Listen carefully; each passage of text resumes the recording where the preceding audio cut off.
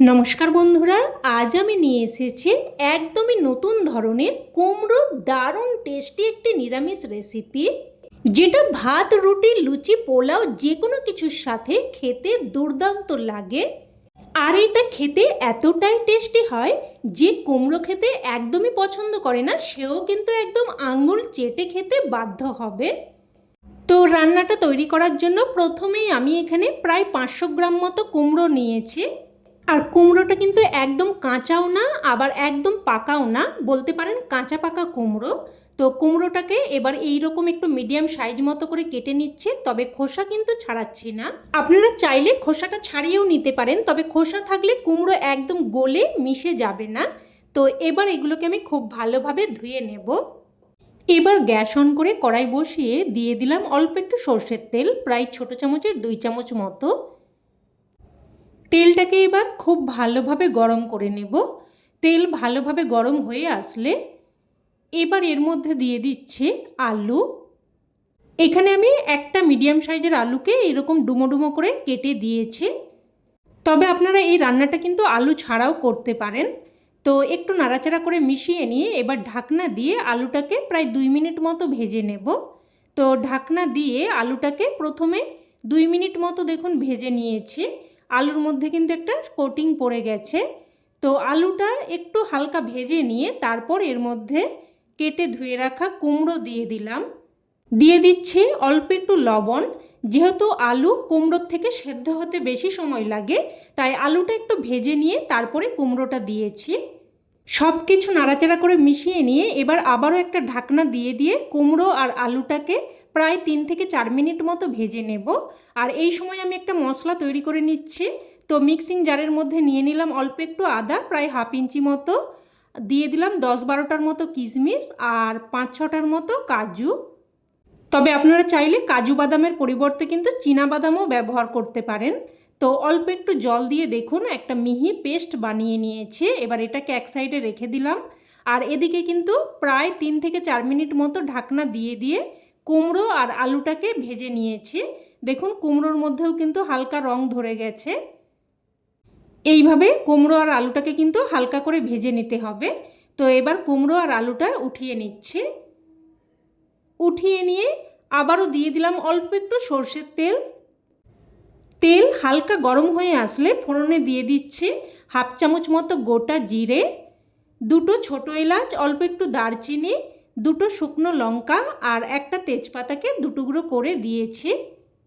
এবার ফোড়নটাকে নাড়াচাড়া করে কয়েক সেকেন্ড ভেজে নেব।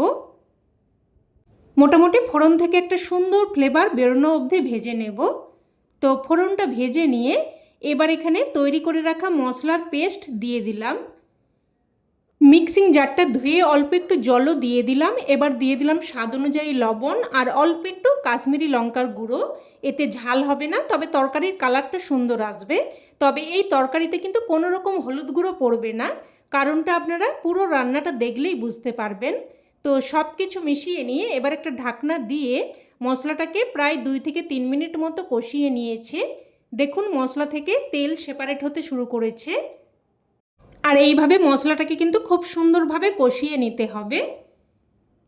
আর যেহেতু কাজু বাদাম দেয়া আছে তাই কিন্তু কড়াইয়ের মধ্যে একটু লেগে লেগে যেতে পারে, তাই মাঝে মধ্যে একটু নাড়াচাড়া করে দিতে হবে। তো এবার এখানে দিয়ে দিলাম ভেজে রাখা কুমড়ো আর আলু, সাথে অল্প একটু জলও দিয়ে দিলাম। এবার সব কিছু নাড়াচাড়া করে ভালোভাবে মিশিয়ে নিয়ে লো টু মিডিয়াম ফ্লেমে আবারও একটা ঢাকনা দিয়ে দিয়ে প্রায় 3 থেকে 4 মিনিট মতো কষিয়ে নেব। তো ঢাকনা দিয়ে দিয়ে প্রায় কিন্তু 3-4 মিনিট মতো সবজির সাথে মশলা কষিয়ে নিয়েছি। দেখুন খুব সুন্দরভাবে কষানো হয়ে গেছে। আর এইভাবে একটু বারবার কষিয়ে নিয়ে যদি রান্নাটা করা হয় তাহলে কিন্তু যে কোনো সাধারণ রান্নার স্বাদও একদম অসাধারণ হয়ে যায়।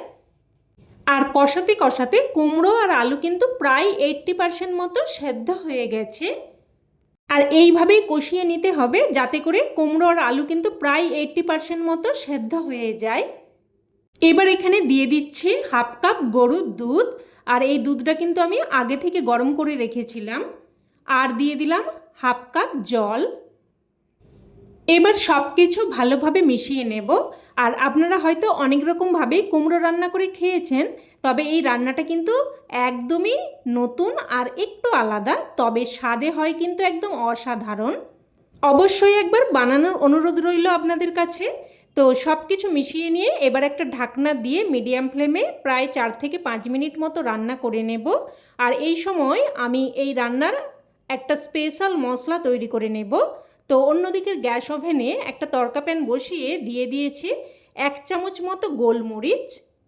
গোলমরিচটা একটু ভেজে নিয়ে তারপর এখানে দিয়ে দিচ্ছি 1/2 চামচ গোটা জিরে আর 1/2 চামচের থেকেও কম অল্প একটু মৌরি। আর আপনারা হয়তো খেয়াল করেছেন আমি কিন্তু এই রান্নাতে কোনো রকম ঝাল দিইনি, এই রান্নার পুরো ঝালটাই কিন্তু এই গোলমরিচ দিয়ে হবে, তাই গোলমরিচের পরিমাণটা আপনারা আপনাদের স্বাদ অনুযায়ী দিয়ে দেবেন। তো সব কিছু নাড়াচাড়া করে একটু ভেজে নিলাম। যখন এইরকম চিটপিট করে ফুটতে শুরু করবে তখনই কিন্তু সাথে সাথে নামিয়ে নিতে হবে, না হলে কিন্তু মশলা পুড়ে ফ্লেভার নষ্ট হয়ে যেতে পারে। তো মশলাটাকে একটু ঠান্ডা করে নিয়ে তারপর দেখুন গুঁড়ো করে নিয়েছি। এবার এদিকে কিন্তু প্রায় 4 থেকে 5 মিনিট মতো রান্না করে নিয়েছি, ঢাকনা তুলে নিলাম।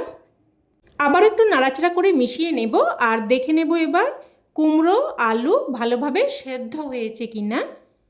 তো দেখুন আলু ভালো মতো সেদ্ধ হয়ে গেছে, আর কুমড়ো সেদ্ধ হতে তো একদমই কম সময় লাগে।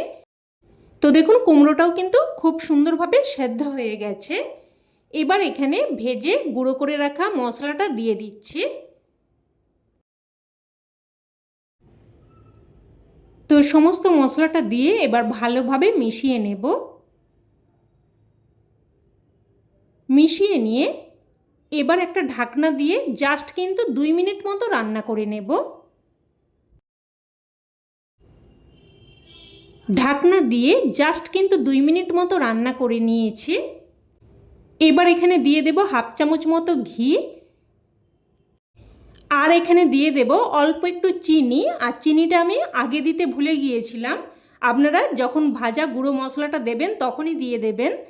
তো আমি যেহেতু ভুলে গিয়েছিলাম তাই আমি কিন্তু শেষেই দিয়ে দিলাম।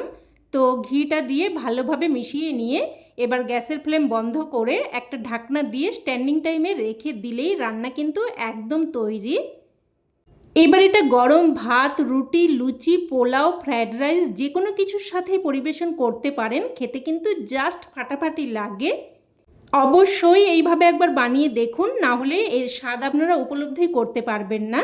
তো রেসিপি কেমন লাগলো অবশ্যই কমেন্টে জানাবেন, আর ভালো লেগে থাকলে প্লিজ একটা লাইক দিয়ে দেবেন, আর চাইলে অন্যান্য বন্ধুবান্ধবদের সাথে শেয়ারও করতে পারেন। আর চ্যানেলের নতুন বন্ধু হয়ে থাকলে চ্যানেলটি অবশ্যই করে সাবস্ক্রাইব করে নেবেন, আর পাশে থাকা বেল বাটনটিও অন করে রাখবেন। তো আজ এই অবধি, আবারও অন্য কোনো রেসিপিতে দেখা হবে। ততক্ষণে ভালো থাকবেন, সুস্থ থাকবেন। ধন্যবাদ।